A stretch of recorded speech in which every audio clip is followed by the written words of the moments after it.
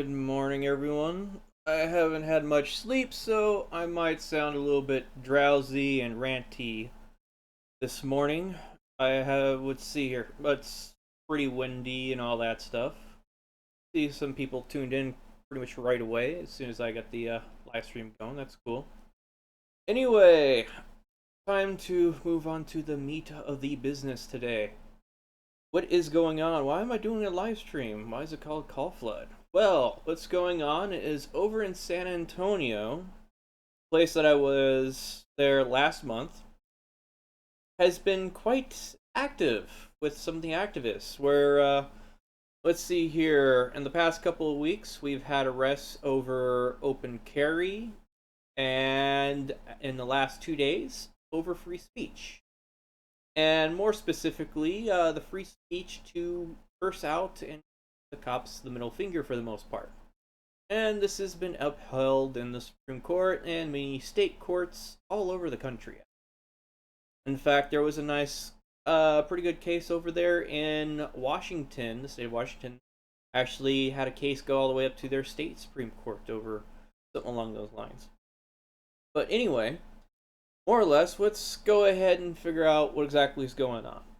Well, 2 days ago, there was an open carry thing going on with the SCAT guys over in San Antonio. And apparently they either cursed or gave the cops the middle finger for the most part, according to their testimony. And one was arrested, the other was issued a citation for disorderly conduct. The one that was arrested was taken to the Magistrates Office there for a couple hours and then released with a citation from her. Anyway, they decided yesterday to go and actually hold an actual protest. And from what I understand, they gave a phone call ahead of time saying, hey, we're going to be out here. They went over there and they open carried while also holding up signs that said, fuck the police and some other things. And what happened then was, I guess because two of them wouldn't show their identification or something like that, they end up arresting them. And they're charging them with obstructing the roadway or something along those lines. Which I find quite curious because from the footage that has already been published, they were not in the roadway. In fact, they were on the grass, or, next to the road, for the most part. So, over speech, is it too loud? Because I can turn it down a little bit.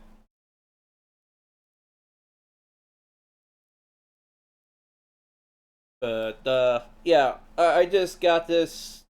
I've sort of replaced the cable. I've been trying to fix my problems because it was getting static before I left on my trip. Okay, got it. So audio is good. Thank you. So, all right. Someone's just having fun. Oh, okay. Never mind.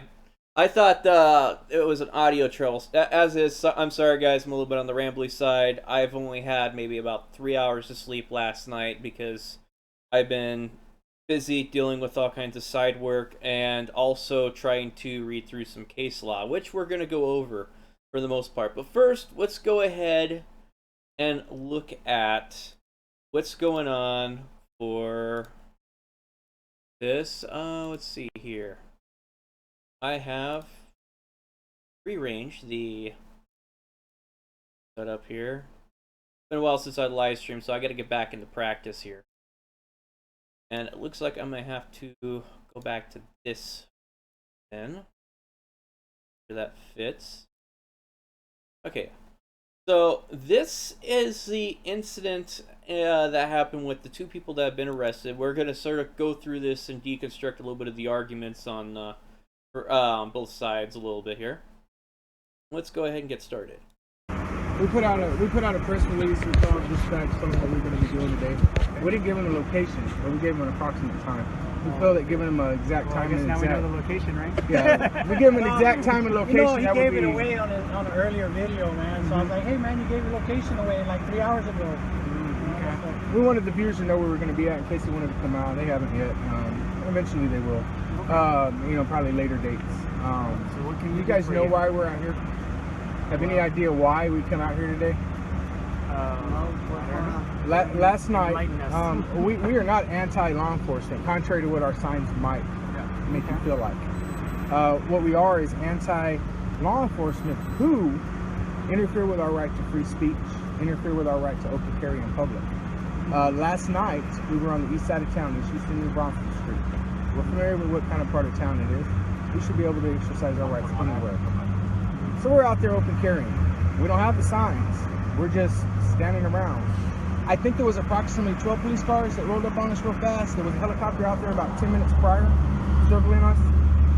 Police came out, they did the whole felony stop. We're on our knees, took our weapons, which is fine. I mean, we're not going to argue your response, right?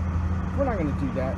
Our opinion is you can't send out 12 cars in a helicopter to every person with a weapon. So if 100 of us went out there in different spots, what are you going to do? So the response, I think, personally is inappropriate. Definitely you would want to show up, find out what we're doing, and as soon as you find out we're open carry activists, leave. That's not what's happening. This is what's happening. Of course, if we're getting arrested for open carrying, we're not going to be happy. So we're going to express dissent. Okay. So last night there was a sergeant who was smiling when we were in cuffs. So we said, you know what? Fuck you. You cuss again, we're going to write you a ticket for disorderly conduct. Who are we offending? He said, if you cuss in public where people could hear you, it's against the law. Fuck you in your opinion on what the law is.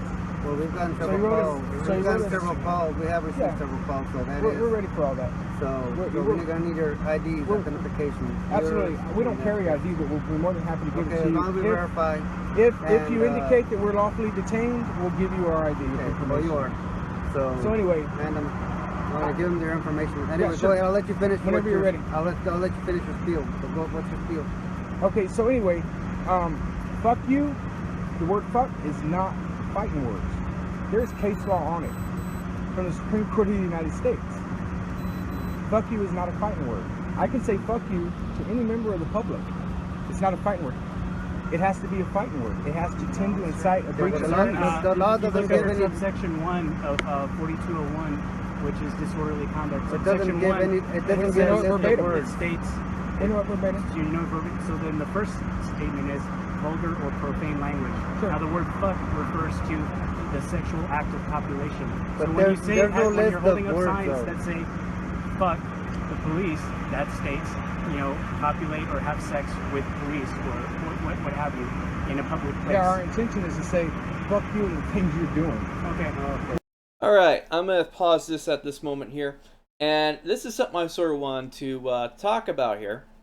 And what this guy is trying to do is he's trying to rope the word the attitude fuck the police into a case law issue known as Miller v. California, which came up with 3 rules, 3 sets of guidelines, specifically for obscene content. And this was the deal with pornography, if I remember correctly. I just recently went through all this stuff. But the thing is in order for you to actually have, be able to really get anything for obscene, it has to meet these 3 rules right here.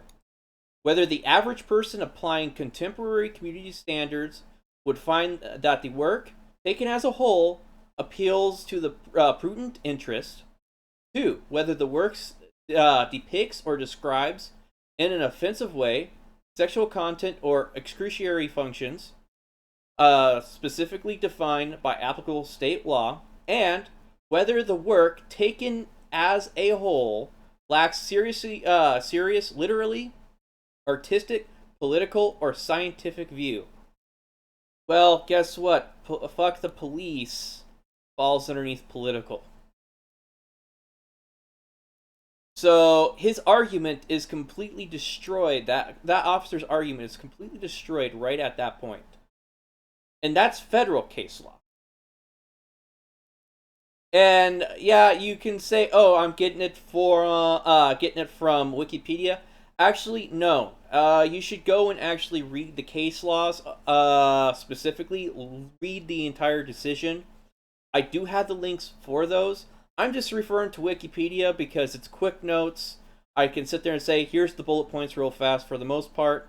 But we're also going to read some case law too. A little bit further in on this. But get back onto this video here.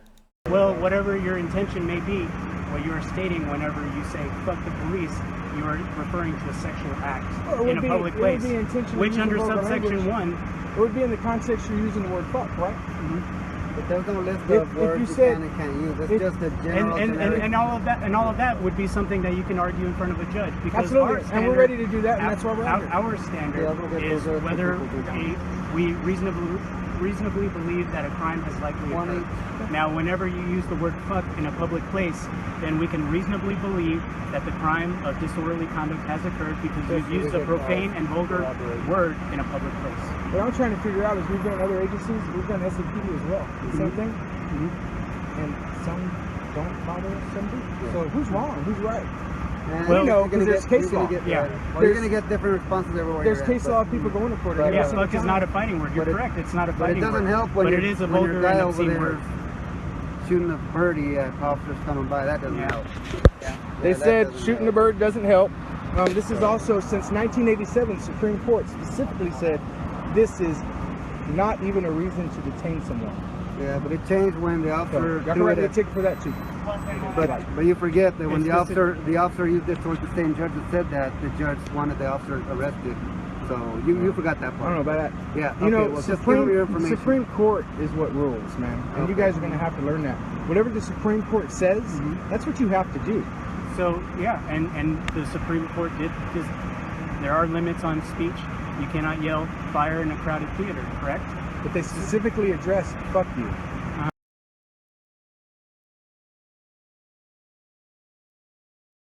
Okay.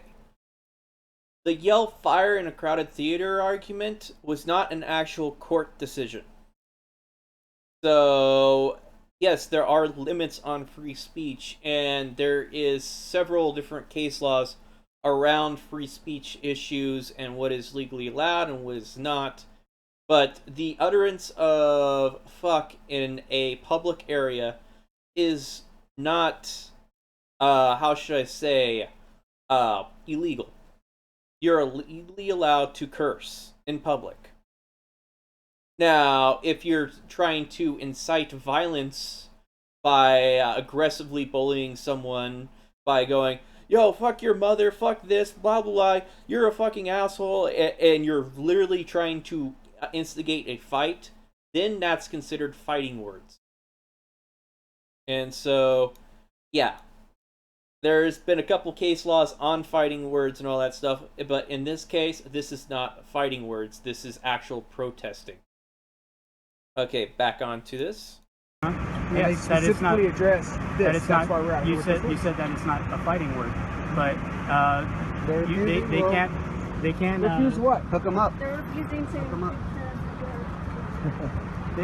So somebody's apparently refusing. I've indicated I'll ID as soon as it comes time.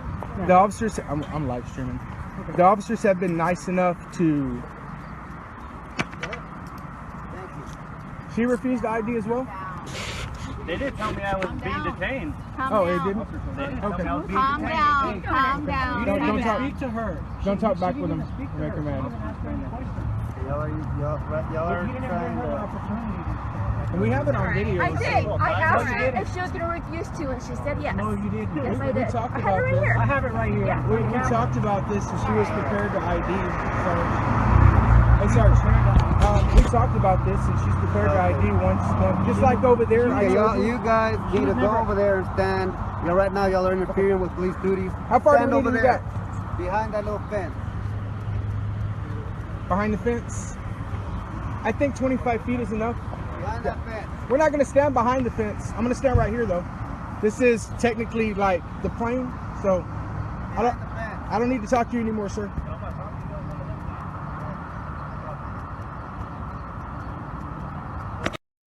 Alright, well, you guys get the general idea with that, I have left in the description of my live stream here, and when it goes to a full video, you'll be able to click on the links and check out all the videos and testimony from the people that have been involved in the last 2 days of all this that's been going on.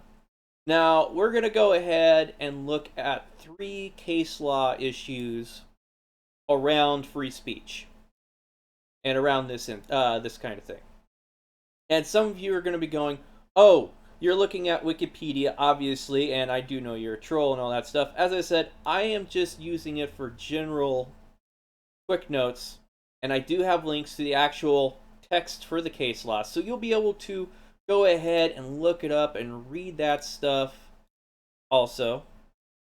And let's go ahead and get that done here. Okay, the first one I want to go to, I think I'm pronouncing it, hopefully I'm getting this right. Cohen v. California, 1971.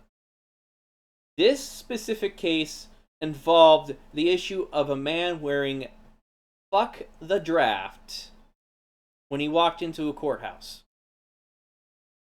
And this was a 5-4 decision, pretty close split, but for the most part, it was in favor, saying that it was protected speech.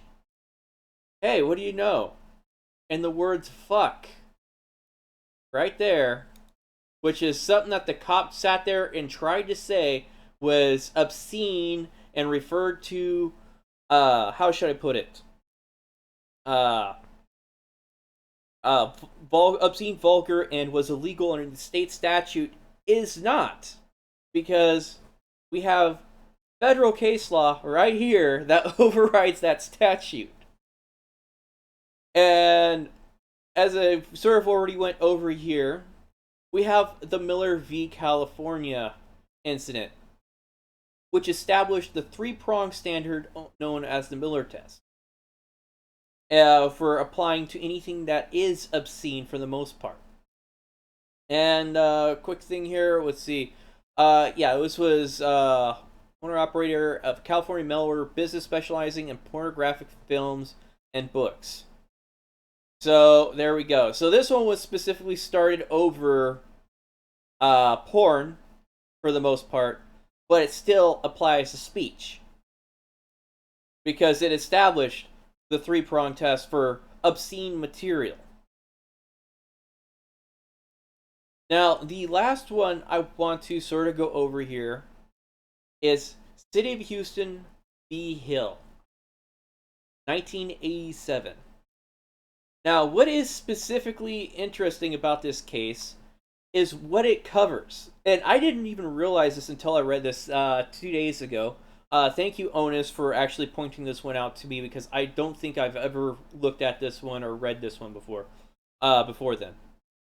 But this is how it starts out. Upon shouting at police an attempt to divert their attention from his friend during a confrontation, the appealee was arrested for willfully interrupting a city policeman by verbally challenging a challenge during an investigation, in violation of municipal ordinance making it unlawful for any person to, what's it, quote, assault, strike, or in any manner oppose, molest, abuse, or interrupt any policeman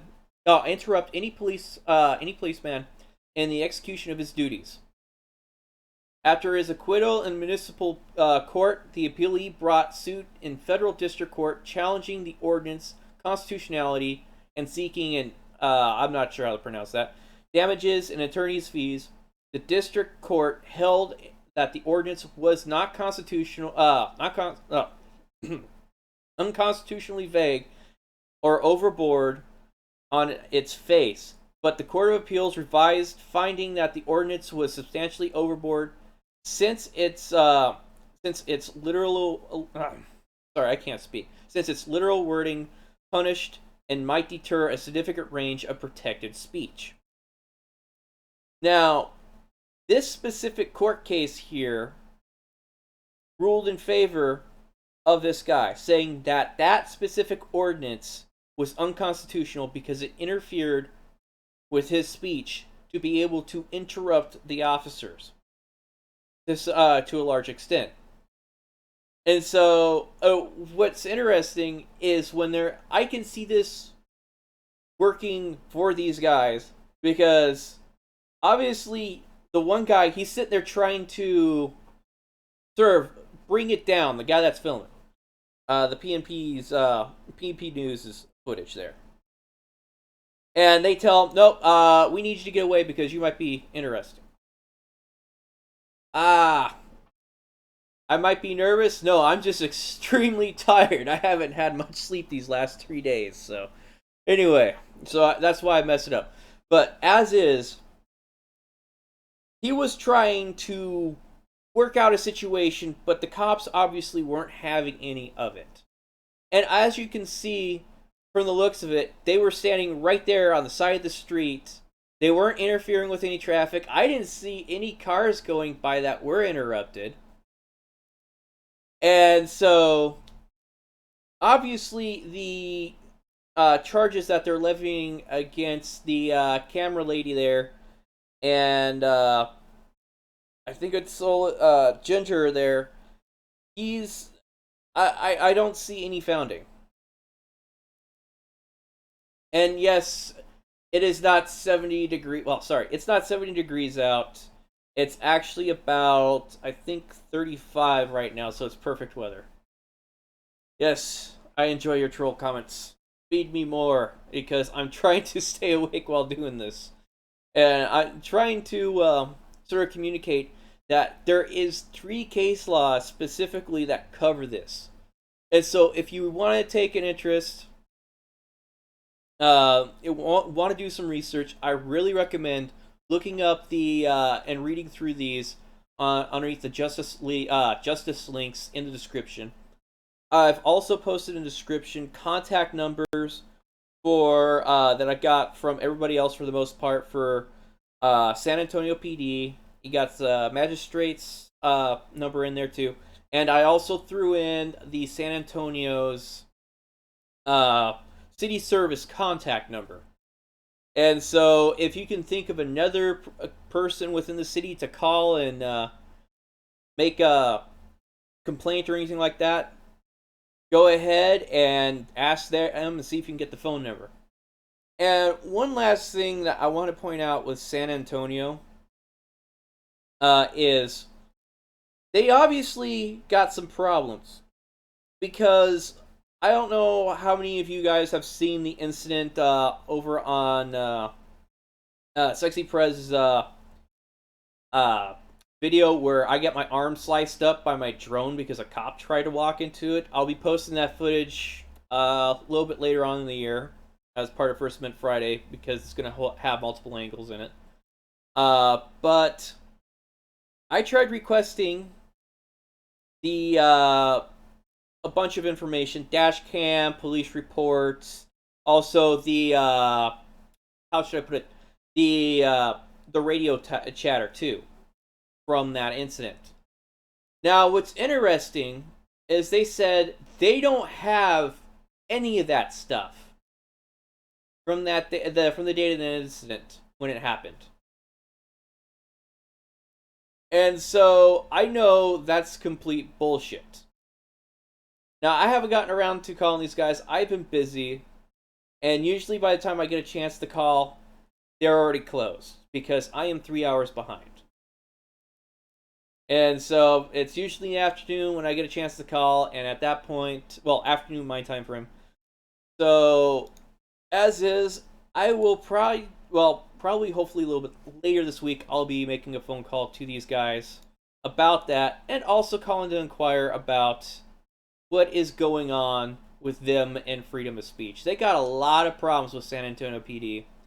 And it's not just the NSA incident either. I have one at the airport too that you guys will be definitely interested in seeing on an upcoming First Amendment Friday. So, is there anything you guys want to chat about on this before I log off and try to get a little bit more sleep?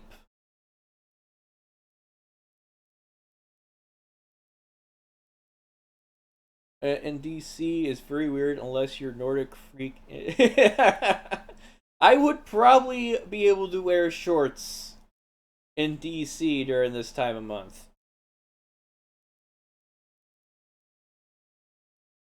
Yeah, and yeah, as P&P has stated there, SAPD definitely does not like being able to give up any information from the looks of it.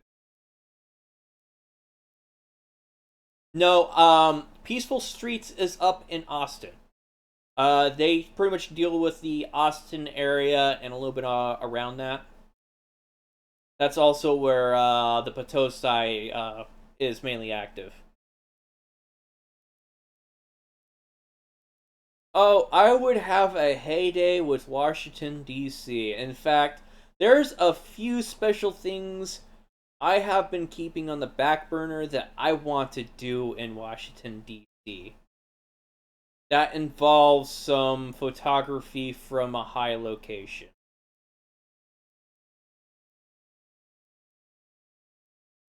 But as is, I gotta work up the funds to do that again. I took some debt with this last trip that I did for going out and filming all the footage I got for doing First Amendment Fridays. So hopefully that will be recouped in cost through either donations and all that stuff. And I might be able to do another shot at traveling somewhere down there and getting a bunch more footage.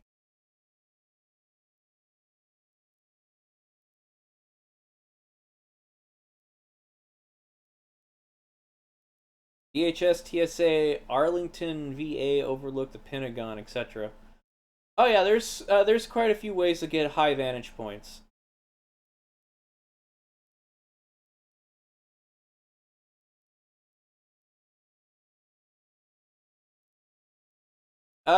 Texas is quite the interesting place when it comes to all that stuff. But anyway, I'm gonna go ahead and call it a night for now and try to get a little bit more sleep. As I said, I haven't had much. It's been quite busy as is. So I hope you guys have a good day and afternoon. So, alright, later.